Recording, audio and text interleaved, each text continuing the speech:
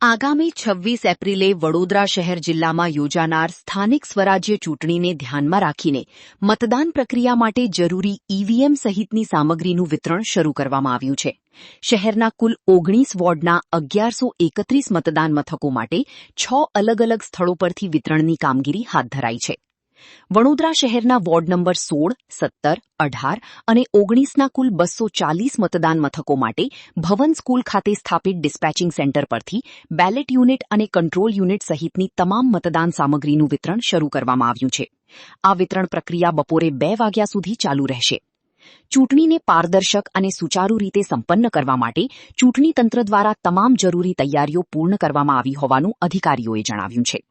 Ward number 16, 17, 18 અને 19 ચાર વોર્ડની વડોદરા મહાનગરપાલિકાની ચૂંટણી અન્વયે આ ભવન સ્કૂલમાંથી જે અલગ અલગ રૂટ છે એમના ડિસ્પેચિંગની કામગીરી અત્યારે ચાલુ છે. 240 જેટલા ટોટલ આ ચાર વોર્ડમાં બૂથ છે.